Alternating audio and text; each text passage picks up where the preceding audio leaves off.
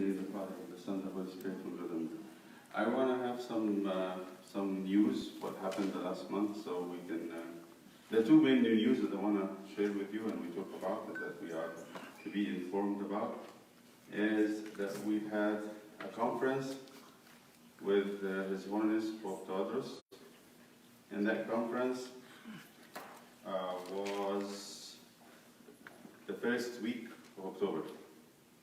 It was on Wednesday, Thursday, and Friday, the first week. And the conference title is the Coptic Land of Immigration Conference, or seminar. And it's what His Holiness said, that it is to discuss things related to the land of immigration. That didn't sit well with the group that grew up here. And they definitely, it's a point. You don't see the same. You don't see the same point of view from there. You have to. They should have taken, and it was raised to His Holiness, and they said this title kind of makes us feel like we are outsiders. Anyway, but the conference was very good. Actually, I think that's what I got out of it. Every time, they do it every 3 years, every time His Holiness said we have to discuss something different. This time they discussed theological education. They discussed what we teach, the teaching. 3 years ago, I forgot what did they discuss. I don't know what they did talk about. It was in Egypt, and people went over there. This time was in New Jersey, and Somerset, New Jersey.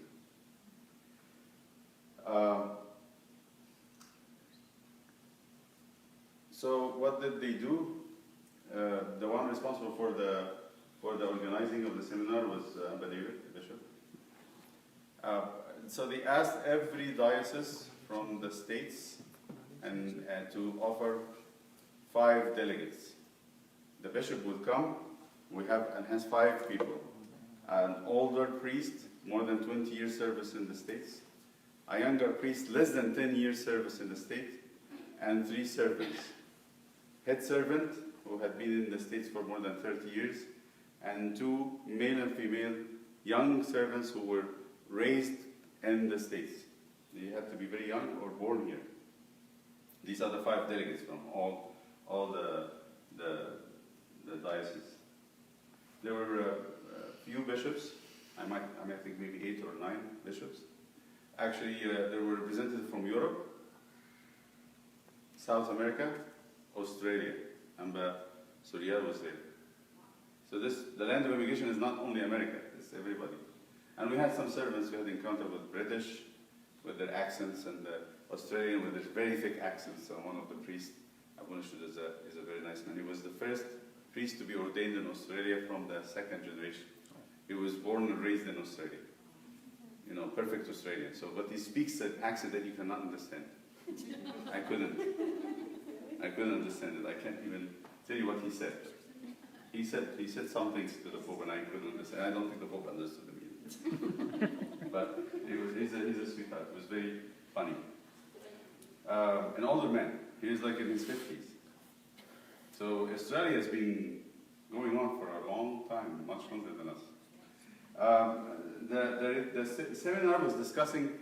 Well, let me go through the website so I can give you the headlines of that seminar.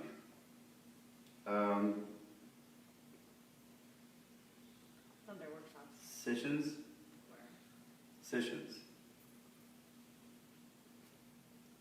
So let me read this with you. It's a small introduction, and who was there. As communicated in the past, the seminar's focus will be on theological education in the lands of immigration. It will consist of 4 lectures and 5 workshops. That's exactly what they did. The seminar is being held with this focus because of the modern challenges facing the ancient, conservative, and traditional foundations of our Coptic Church. The goal of the seminar is to cover the following with regard to theological education: unified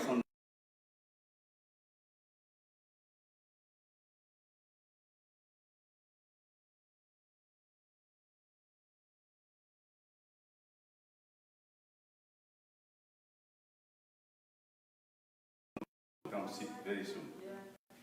So some people said might not be a good idea to unify. Even the word unify is not something that we should focus on.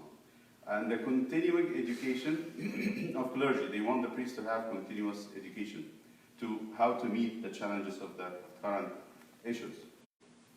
And a topic they actually discussed is orthodoxy and orthopraxy. Orthodoxy is the faith, orthopraxy is the practice of it. The practice of the faith. Okay? The workshops shall be divided between these topics and will be discussed during the workshops in order to come up with recommendations for theological education in the lands of immigration. It was not the job of this seminar to create curriculums, just to create a vision, to make a vision. What is required? What do we need to do? And what are the challenges? You actually want us to decide what are the challenges. Each workshop shall be coordinated by one of the bishops along with other bishops and priests. Every bishop shall assign one delegate to each of the 5 workshops below. So we said 5 delegates from each diocese. Each one of them will go to workshop. Maybe I misunderstand it. They would have to be delegated to one of the workshops. And these are the workshops. So here is the lectures first.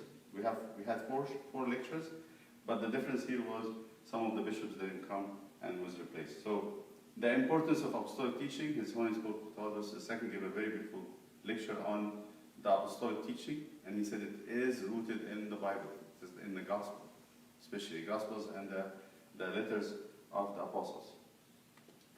And then His Grace Bishop Suriel gave a very rich, I can't tell you, it's like made everybody get excited when he spoke about the educational, the history of education since Habib Girgis. He loves it, yes. But he said, he compared him actually, which was interesting, to Origen. He said in the time of Origen fathers died as martyrs. And Origen grew up in a time of persecution before Constantine. And he used to teach people to prepare them to be martyrs. Many of his students became martyrs later. So he said, what kind of teaching would one give to prepare people to face witnessing for Christ and dying? What would you do? So he said, Habib Girgis came to do exactly the same. He was struggling against a lot of ignorance and a lot of pressure from missionaries. And it was a very beautiful talk. Everybody wanted to have a copy of it. Metropolitan Serapion didn't come, but he sent his 2 bishops, the general bishops, Bishop Kurulos and Bishop Abraham. And I didn't think that did we have a theological? I don't remember. The modern methods of teaching was given by Amba Kurulos, and he spoke about some things. It was interesting too. He said, now, new teaching is not to inform. The new way of teaching is to transform. And it's just that. He said, we have to put in your mind when your teaching is not to give information. It is about transformation. And he went on for a long time talking about it. And he spoke about different ways. He said you have to engage people quickly, and you have to have a goal in your mind when you're teaching what will change, what will change them. Not what will they learn. There's a difference between what will happen to them to change and what will they learn, because information can be put aside and be forgotten. These are the 4 lectures. When we go to the lectures, the workshops, they started with, they had a workshop on servant preparation and curriculum for the servants. The preparation for the pre-servants curriculum and the servants curriculum. And this included Bishop Angelos, who came, Bishop Daniel, and Bishop Yusuf from Bolivia. Bishop Angelos in Inglaterra? Inglaterra, Stevening. And then the Sunday school curriculum, it was head by Bishop Yusuf. Bishop Michael didn't come, and I didn't see Bishop Musaid either. So the questions were, what are the challenges to establish a curriculum? What are some solutions to these challenges? What sort of plan might be implemented in that pursuit of consolidated theology-focused curriculum? And we discovered in the meeting that theology, the word theology is not about dogma, This is something that I discover people don't understand. Theology is not just a creed, it's not dogma, it's not high, difficult things. What's theology? Theology is understanding everything in reference to God. When you understand everything in reference to God, your food, your leisure time is a point of theology. What is that to do with the great plan of things in the vision of God? Theology is everything, actually. So this is something that we had to learn in the workshop. Clergy seminars, the challenges to continuing education. Bishop Surya was in, I don't know if he left or he was there, but this is what they discussed. They talked about seminaries. Actually, Abuna Daniel from California talked about sabbaticals for the priests, and I was very excited. Huh? Sabbaticals is like you every 7 years, every 5 years, whatever, the priests leave for a year, and never to be found. Not, It's like the Jewish back time when they take a whole year. yeah, the sabbatical year. Yeah, they have to completely withdraw to kind of rejuvenate and bring himself back to, because it's very easy and it's very easy to burn out. And he's So, going to go here and I was excited and talked about retirement and all that things, these good things. alone, No, Abuna, huh? alone or with his wife? No, he was his wife. Abuna Daniel has sabbatical. No, I mean he's going to go alone No, for 1 year. with his wife and family, of course. It's just he would have to stop serving for 1 year. That's not Orthodoxy and orthopraxy, what are things to help applying what we believe into everyday life? This was a very good question, and the workshop tackled this. And then the fifth one, which Bishop Peter was the head of, one of the heads of this, with Bishop Abraham, is how to help families to be established, nurture them, educate them, especially in education of families, about the aspects of the families that has to be educated. Families have to be educated about, and how to build themselves and build their kids in the pursuit of the kingdom of God. So this was the seminar. It was very good. The recommendations in the workshops were very fruitful. I'm praying that it will come to action. That's the next step, because they gave a lot of good recommendations. Pray that it comes to action. Any questions about this? It was 3 days in the beginning of October. The second one is the issue yesterday or the day before about what happened in Israel. Deir Sultan. And everybody knows about this, no? Yeah. So what happened is, this is an old issue. It's a wound that is being refreshed. It's more political than anything else. Let me give you a little background. Here is the bishop, the Metropolitan of Jerusalem, the Coptic Metropolitan, making a statement about what happened. So what happened is that there's the church. Let me just show you the picture so you know where that is. We have a church. We have part in the Church of the Sepulchre.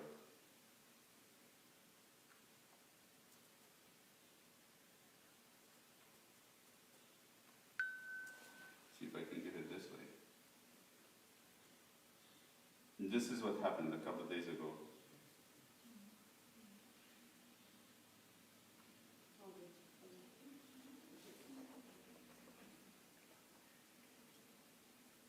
There was multiple YouTube videos. It was very, very sad. Let's see if we can get one of them here.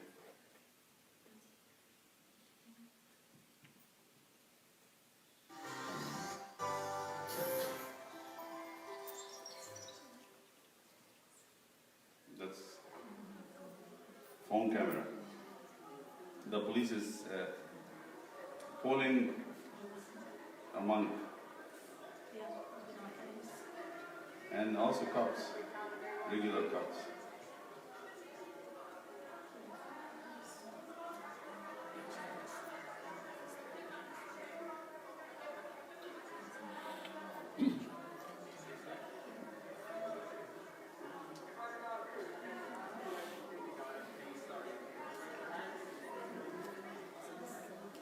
the Metropolitan, the Bishop of the Coptic Church is here. He's there in the back, standing over there.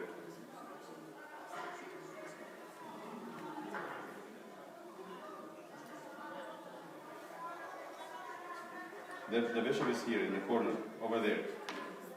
Standing over there, you can see his head. They didn't come to him, but they pulled all the monks.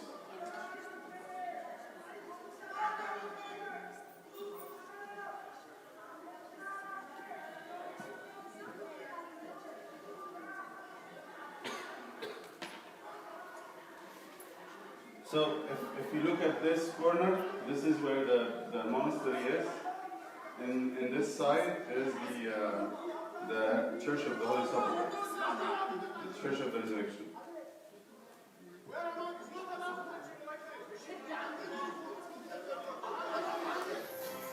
Anyway, so what they did is the church, the monastery had a piece that looks on the Church of the Sepulchre, and it was the stones started to fall down, and they wanted to repair it. And the Israeli said, "No, this does not belong to you. You cannot repair it. It belongs to the Ethiopian." We had a problem with the Ethiopians since maybe I don't know when. 1946. 1946.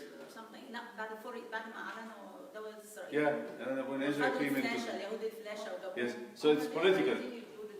They have a political reasons. They want Ethiopia to be with them. They're doing favor to Ethiopia. Why? Because Ethiopia has a lot of things that the Israeli wants from Ethiopia, minerals, metals, stuff, and also there are a lot of Jews in Ethiopia. A lot of Jews. Yes. So it's a political. So they did this action, although the Israeli the Supreme Court in Israel, ruled to the Coptic Church. So now we have a problem with the Ethiopians because of it. So they did this. The bishop was standing. They didn't come to the bishop, didn't do anything to the bishop, but the rest of the monks, they pulled down. Yes. So this is the statement of the Coptic bishop over there. Due to the recent inaccurate news on the subject of Coptic, there is Sultan. The name is Sultan, means the king. It was given to the Copts by a king in the 7th or 8th century. We, the Coptic Orthodox Patriarchate in Jerusalem, decided to issue an official statement to document the incidents historically in an effort to avoid any interpretation related to the recent incidents and clarify the whole matter from its source without exaggeration. The Coptic monastery of the Sultan in Jerusalem dates back to the reign Sultan Abdul Malik ibn Marwan, that is in the 7th to the early 8th century, who gave it to the Copts, and therefore it was named Deir Sultan. The Coptic Orthodox Church's ownership of Deir Sultan was confirmed during the reign of Sultan Salah ad-Din and in the 12th century during the Crusades. It's a part of the Coptic Orthodox Patriarchate of Alexandria. The monastery is located on the roof of the Church of the Holy Sepulchre in Jerusalem and has an entrance leading into the church. It covers an area of 1,800 square meters, not feet. This is a big piece of property. In the middle of the outer courtyard, it contains the dome of the Church of St. Helen. It also contains two ancient churches on the southeast side of the monastery. The first is the Church of Archangel Michael, etc.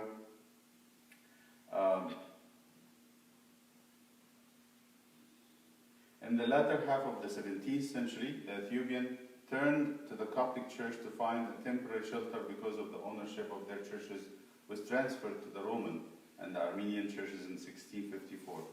This occurred because of the Ethiopian church was unable to pay their taxes. The Coptic Church in Jerusalem hosted the Ethiopian monks temporarily as guests in Deir Sultan.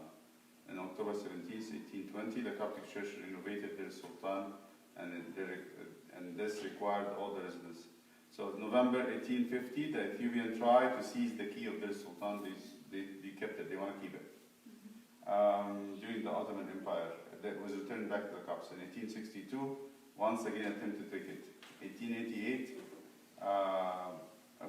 1906, they requested to renovate the monastery as an initial step to attempt to take it.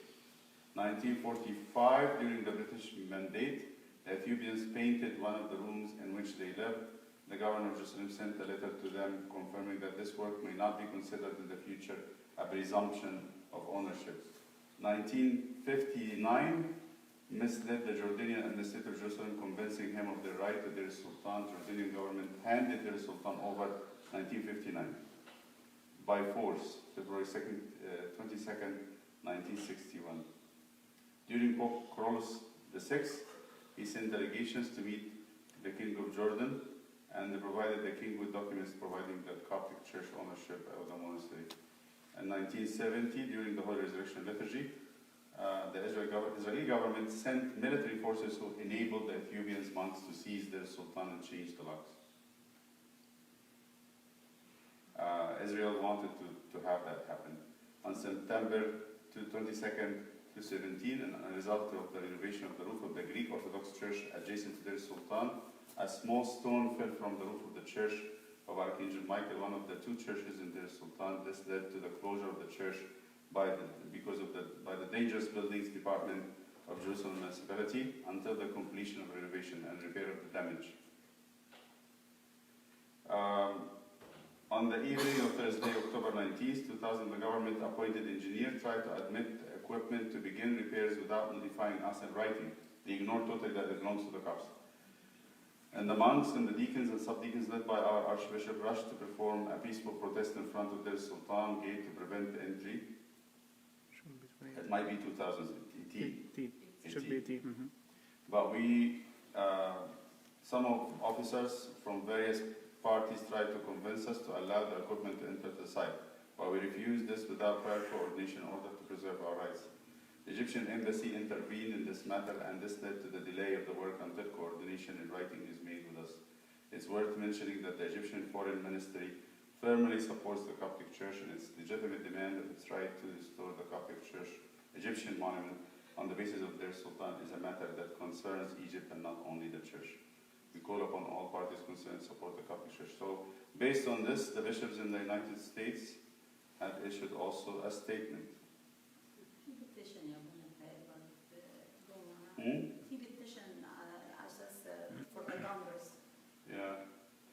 We, the Coptic Orthodox bishops in North America, strongly denounce the abhorrent treatment of monks and deacons serving in the Coptic Orthodox Patriarch of Jerusalem under the auspice of His Eminence Metropolitan Antonius of Jerusalem, and the unlawful arrest of one of the monks. They took one of the monks and they arrested them as they exercised their right for peaceful protest against the legal sees of the Sultan Monastery in Jerusalem.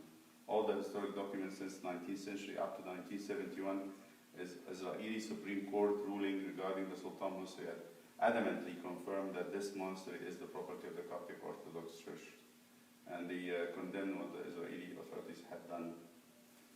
So our plea for justice is the first and foremost submitted before God.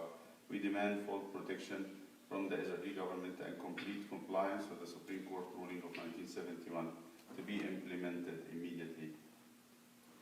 And the bishop signing this petition or the statement is Bishop Metropolitan Seraphim, Bishop Yusuf, Bishop David, Mina, Karas, Peter, and Peter is one of them, and Abraham, Bakrolos, and Seraphim.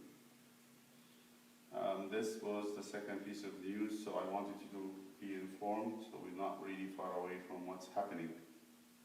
We should be aware of what's happening, and I don't want to spend more time there. I want to go to our own business. So I think the classes is moving on. I've seen more classes doing good work. I know K is done, first and second, third, fourth and fifth. What was missing? Preschool. Yes, it's done, right? Thank God, it's done. All right, good. Preschool is done. Also, I have books. I was waiting for the rain to kind of quiet down so I can bring books at the end of our session today. I'm going to bring the books. But before I bring the books, which I want to bring the books and movies. So all the classes will have a library. The idea is I'm not sure which way to go. Should each class have a library of their own, or should we have a one library? But the problem is we don't have a space outside the classes. So maybe we can distribute the books, but you have to, this is what happens with books. You get the books and give them to the kids, they never come back. One. ناخد اهاليهم ندفعهم فلوس. I think it should be true, because the books are very costly. ناخد الأهالي رقم. They're costly, right? They're not cheap.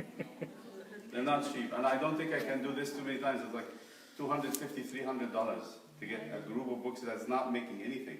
And I want to get movies too. So we get books and movies, because one of the questions is what movies to watch at home, and we need to start building up a library of movies that is good for all the ages. This is my dream, that we have a very strong library of books and movies.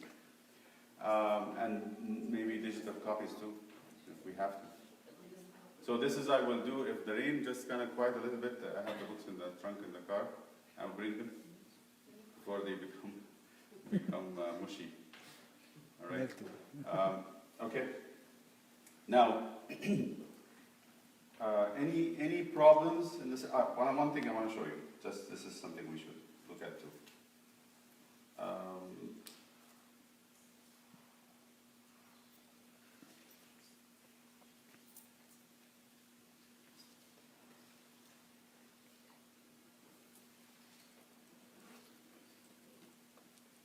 That's our email for the elementary, and we have there the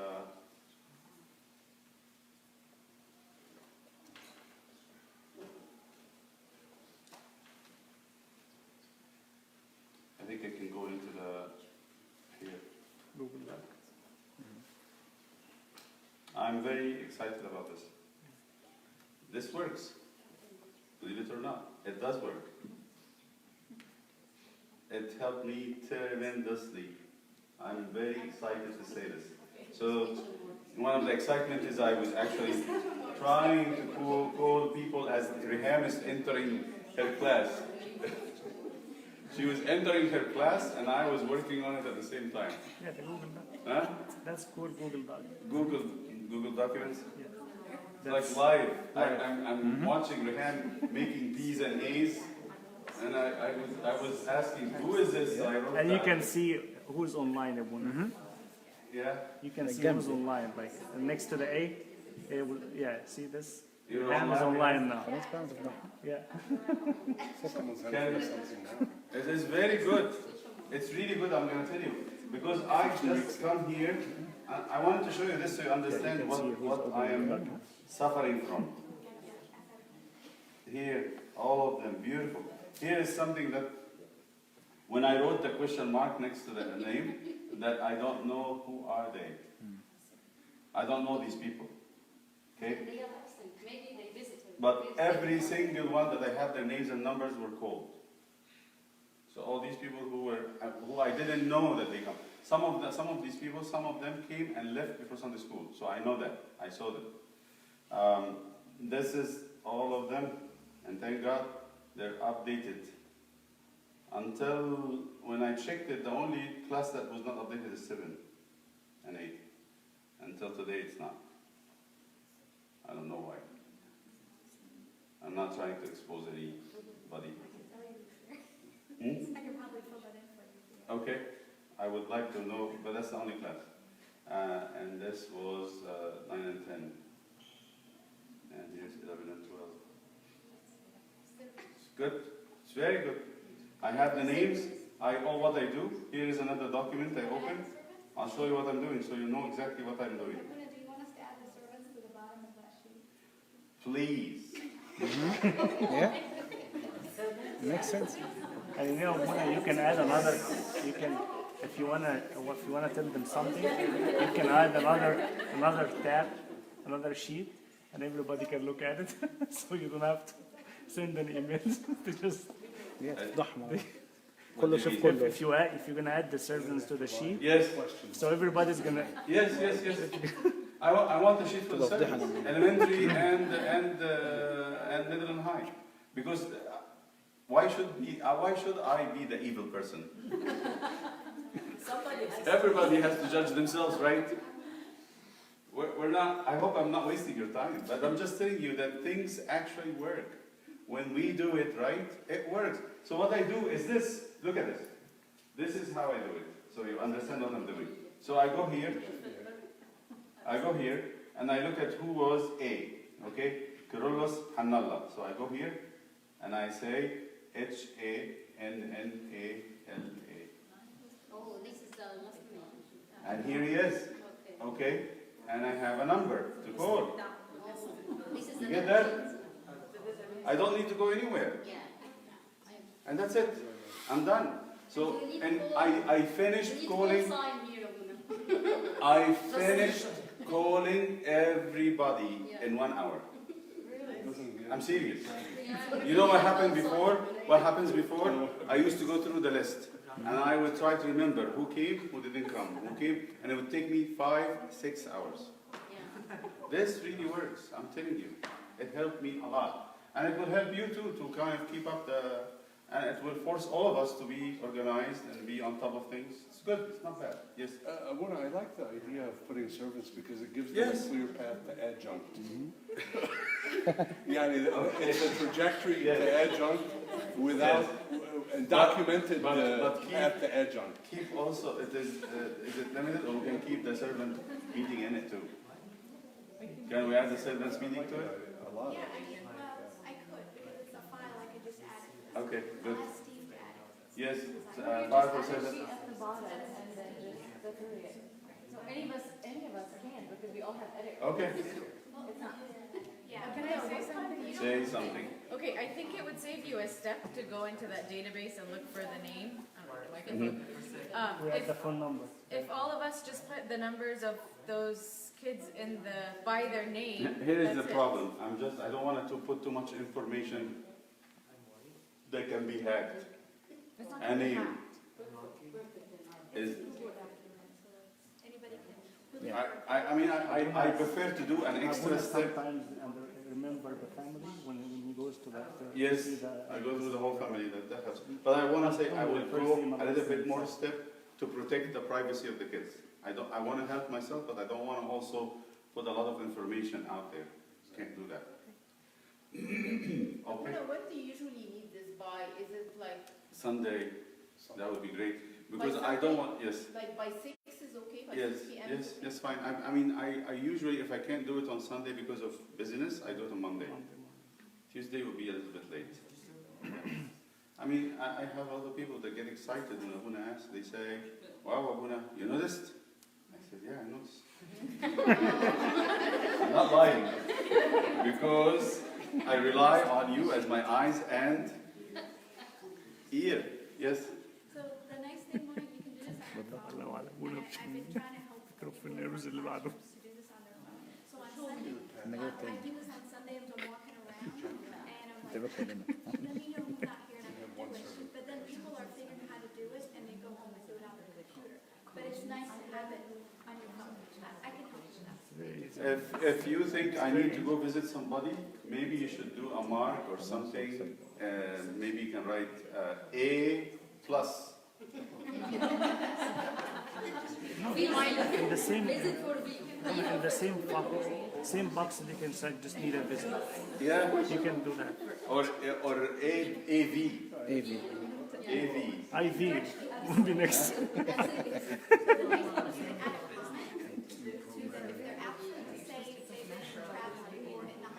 That would be great. If you know why they're absent, if somebody's in the hospital or something happened, write as a comment. Okay. So this, I wanted you to know that this actually worked, and I'm very pleased with the outcome of it. I'm very pleased with the outcome of it. All right, thank you all. Thank you all for doing the good and wonderful work.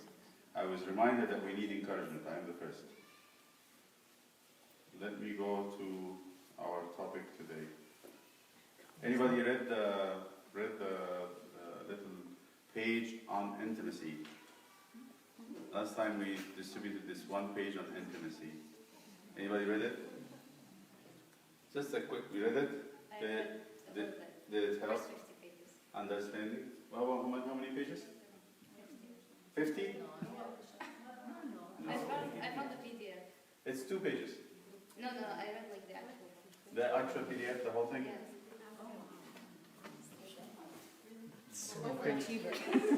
Huh?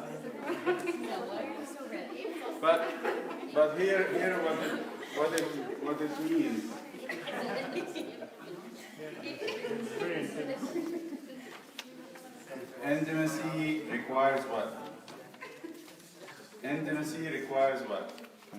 What's the requirement of intimacy from last time? What is the requirement of intimacy? How to become intimate with somebody, your husband, your best friend, we say intimate friend. What does it require? Work.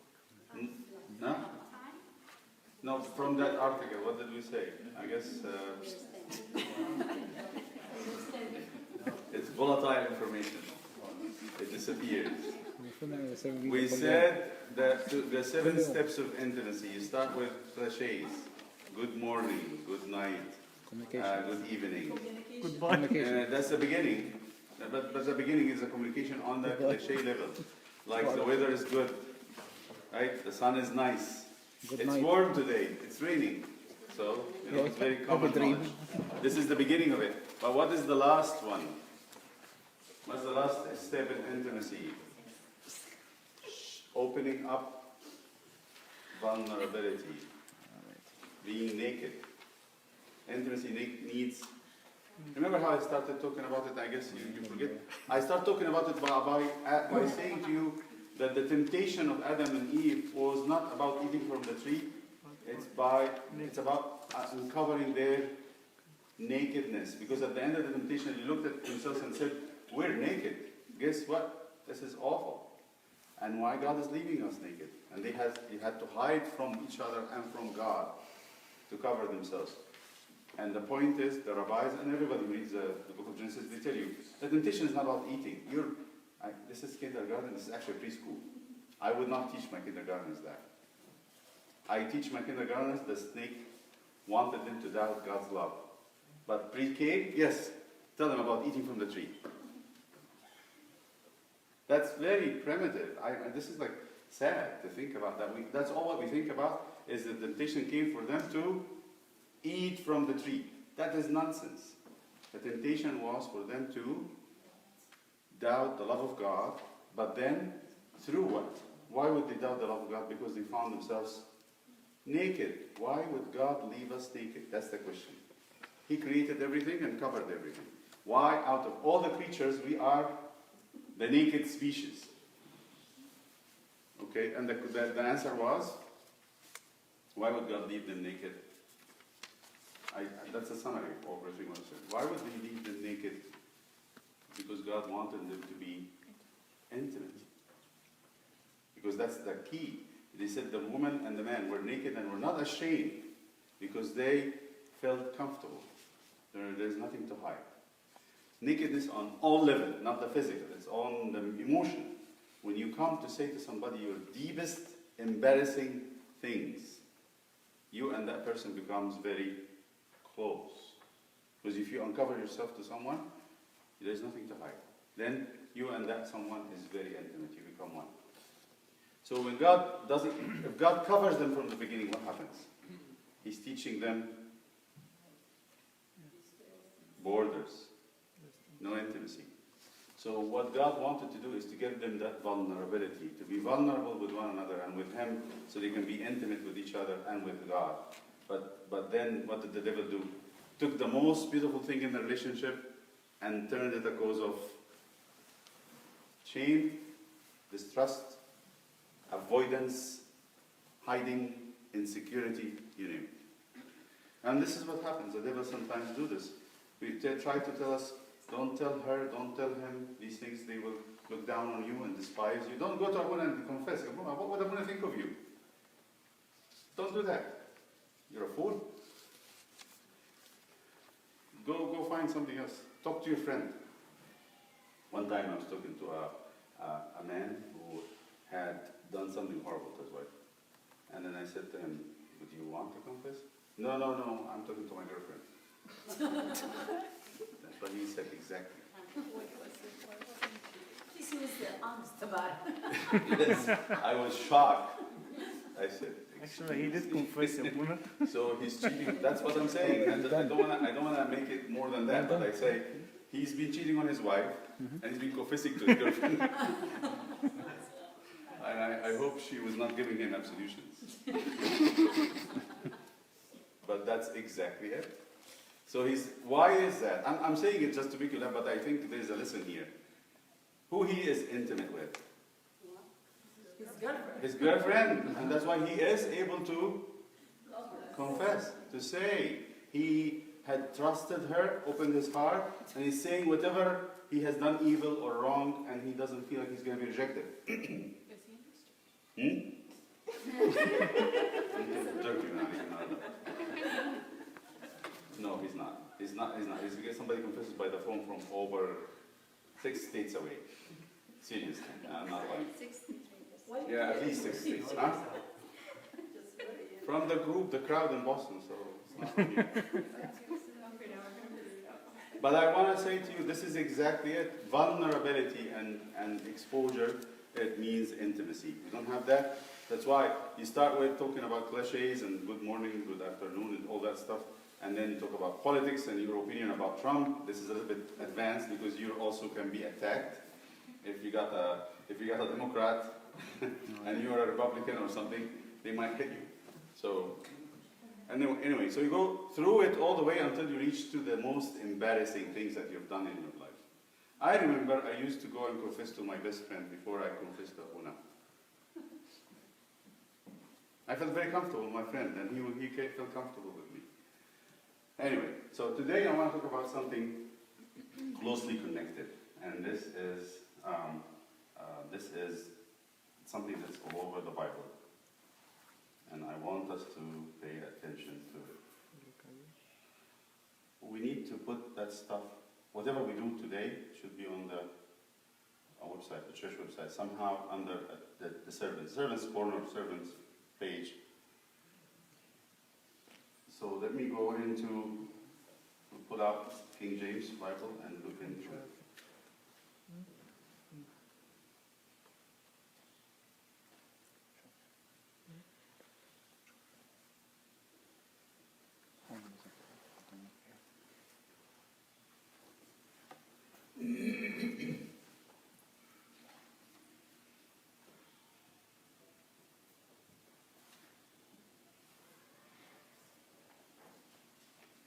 We'll go to Genesis chapter 6.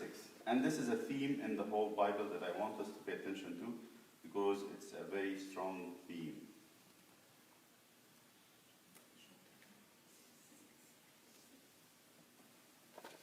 It starts from chapter 6 when the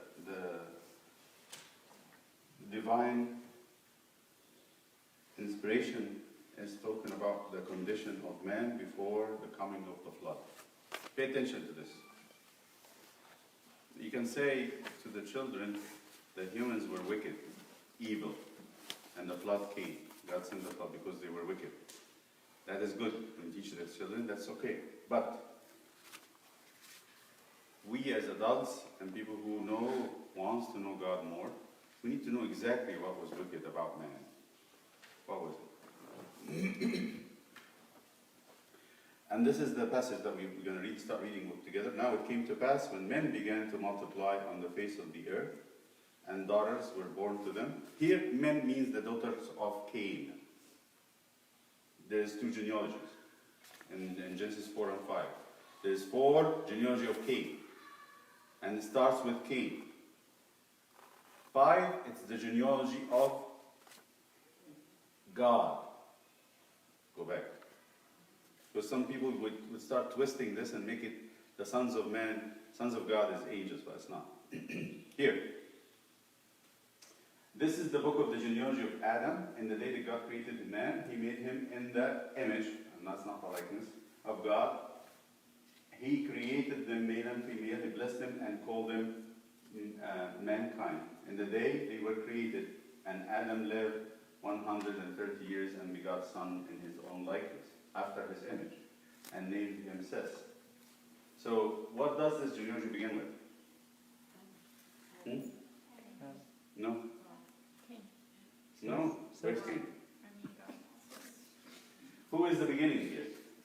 He says, this is the book of genealogy of Adam. And then he goes to say, in the day that God created man.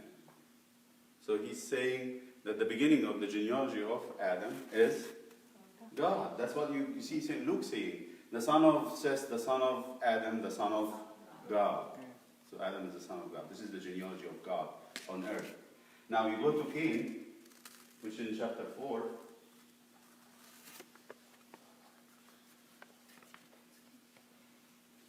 Then Cain went out from the presence of the Lord and dwelt in the land of Nod at the east of Eden. And Cain knew his wife, and she conceived and bore Enoch. And he built a city and called the name of the city after the name of his son Enoch. So Enoch was born Irad, and Irad begot Nahuiah. He started right into the genealogy, but that genealogy starts with Cain. So you have the children of God, and you have the children of Cain, a man, a human being. That's not God. So the church interprets this as, this is the family of Adam. You see the title in the chapter, rightly so. And even in Luke, he's bringing you Luke 3:36, which is the genealogy of Christ.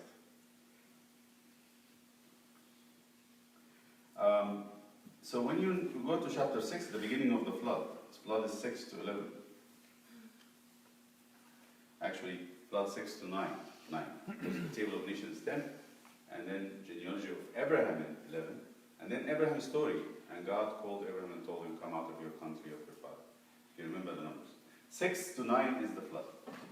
So it came to pass when men began to multiply on the face of the earth, and daughters were born to them, that the sons of God saw the daughters of men that they were beautiful. And then some people said, and some actually from the church writers in the first and second and third century said it was the angels. Sons of God are the angels. It's not. Because Jesus said specifically, when the Sadducees came to him and said, how is there, because they don't believe in resurrection. They don't believe in spirits. They don't believe in angels. They don't believe in afterlife. He said, okay, we'll make a riddle for you. Because you side with the Pharisees who believe in the afterlife and the spirits and the resurrection and all that nonsense. He said, sure. He said, what about this? A man gets married to a woman and he dies, but he had no children. And the woman gets married to his brother according to the Mosaic law to have children for him, for his brother who died. And this man dies too before he gives any children. And the third, and the fourth, and the fifth, and the sixth, and the seventh. She married the seventh, and all of them died without children. So none of them had an advantage over the others. But then they all are going to be in heaven. Whose wife she will be? What did Jesus say? I want the specific answer. None of them. I said They will be like the angels of God. You are misled to think there will be marriage and giving birth to children because they will be like the angels of God. Stating a fact that Jesus is saying that angels do not marry, do not have kids. So this statement about the sons of God being the race meant by this sons of God is foolish and false. So the daughters of men, here is the daughter of genealogy of Cain. And rightly so, because Cain actually, in his genealogy, there is a man who started building a city. You saw that in the verse. The first city ever to be built in the Bible, in the biblical history, is by Cain. He started building a city. What about Seth and the rest of the genealogy of Adam? They were all shepherds and farmers. They lived in the country. They lived in tents like Abraham, like the Israelites in the wilderness. Whenever God wants to correct the people, what does he do? He brings them out of the city and put them where? In the wilderness. So these daughter of men, and then in the genealogy of Cain, you find somebody who invents music and metalsmith and all kinds of, what's that? You have a city, you have music, you have carpenters, metalsmiths, all kinds of crafts. What's that? Civilization. And with that come makeup, nice dresses, nice hairstyles. So what will happen to the farmer community and the shepherds when they see the girls who are in the city? They will go nuts. They will go nuts. That's the problem all over the history. So they saw that they were beautiful, and they took wives from themselves from all what they have chosen. They actually started to do polygamy. This means they picked 1, 2, 3, 5, 10, whatever. And these girls were careless. They didn't care. And the Lord said, my spirit shall not strive with man. Here, actually, the spirit should be with a small s, not a capital S. A small s spirit, he means the breath, pneuma. In the Septuagint Greek, pneuma, the breath that God had given to Adam. It's not his own spirit. This is not the way it should be translated. The small spirit, the human spirit.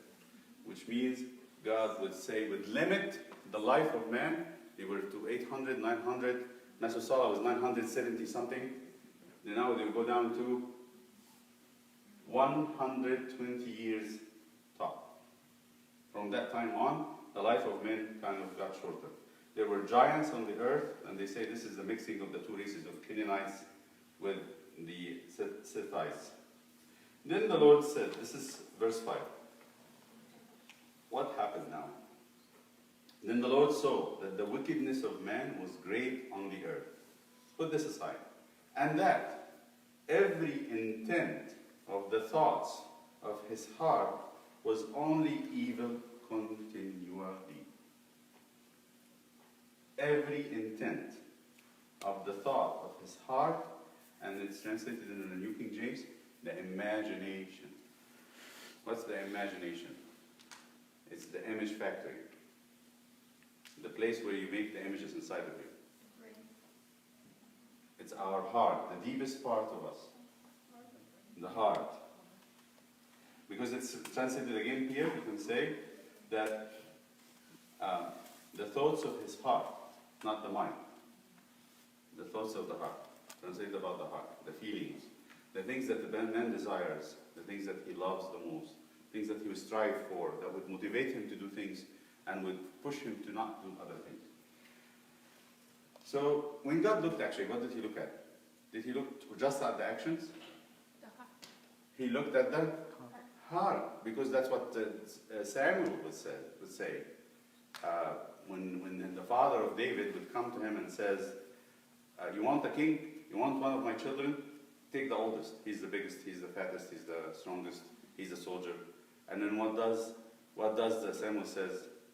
Man looks at the eyes, but God looks at the heart. And he looked at the heart of all human beings on earth and found the heart is corrupted.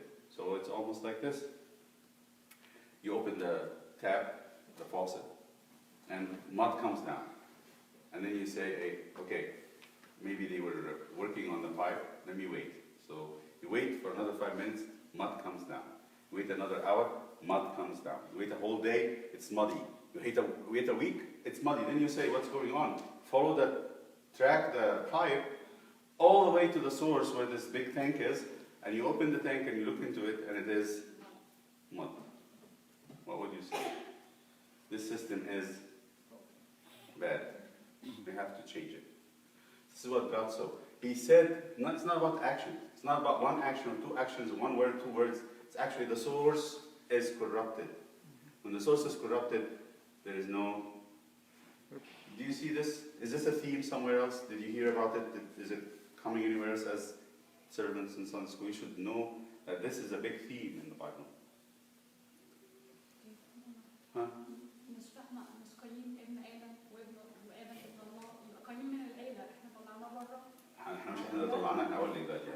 I didn't want to go there, but this is a side point. So she's asking about Cain.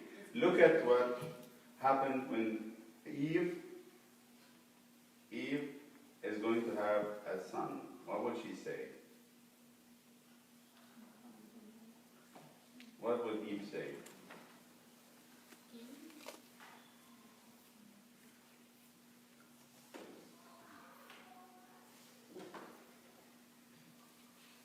Where is it?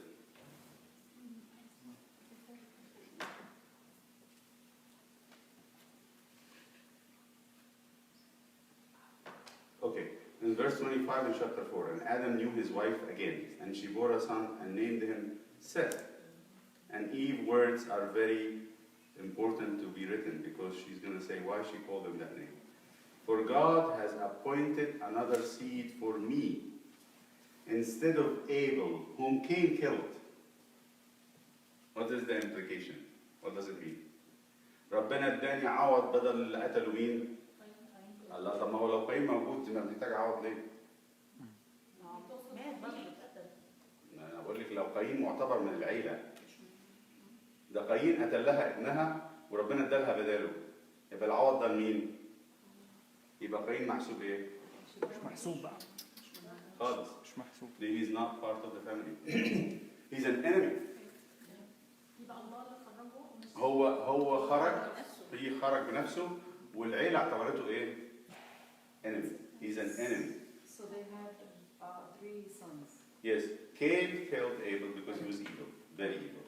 And then when they got Seth, it's Eve who called him Seth because she said it is a replacement for Abel, whom Cain killed. So Cain becomes now an enemy. He's not a part of the family. Maybe she would go and say, ربنا يخلي لنا قايين ويبقى هو No, she didn't say that. She didn't say that. She said Cain. Now Cain is an outsider, somebody who is evil.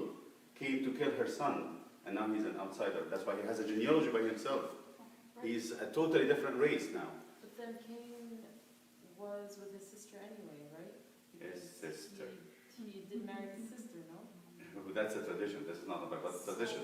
They say they were twins, and the Jews would say this, and they exchanged the twins. That's a tradition. That's not in the Bible. But, Who did they marry? They married the twin sister of the other. So that's what the Jewish tradition would say. Abel was a twin brother of a sister Okay. in one womb, and Cain was a twin brother of a sister. So they married the twin sister of Cain to Abel, Okay. and the Jews even go to say it was the beautiful sister, the twin sister of Cain was more beautiful than the twin sister of Abel. So he didn't like her. And Seth? And Seth would have to marry from their generations. Seth came very much later. This happened later. Not after that, there were like these generations.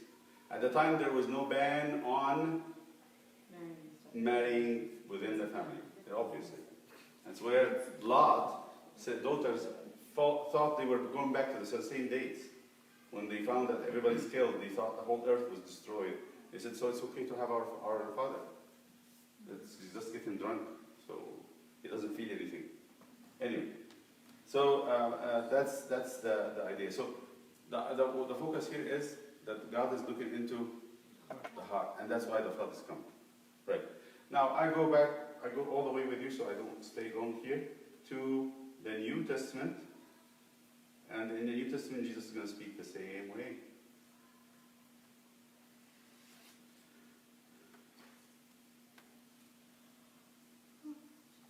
You can look up the verses when Jesus said, out of the heart comes the words. From the fruit of the heart, the mouth speaks. Right? There's verses like that all over the New Testament. He says, out of the heart comes the evil and the good. A good man, out of his good heart comes good. An evil man, out of his evil heart comes evil. He said, when the Pharisees they came to the Pharisees and said, clean first the inside, and the outside will be clean. So the focus of Christ is on the work of the heart. There's also St. Paul, when he says, when you think about what is noble, in Philippians, think of what is noble, what is of good repute, what's honorable. That's in Philippians, right? I think I better go and search it because these verses are important. All over the New Testament, actually. You say, so this one is whatever, it's Philippians.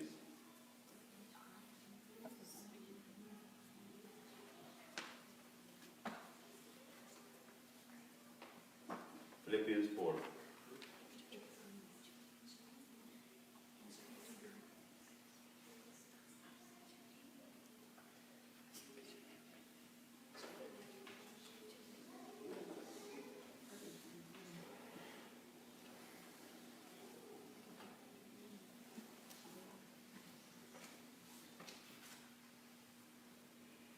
Finally, brothers, this is Philippians 4:8, and sisters, whatever is true, whatever is noble, whatever is right, whatever is pure, whatever is lovely, whatever is admirable, if anything is excellent or praiseworthy, think about such things.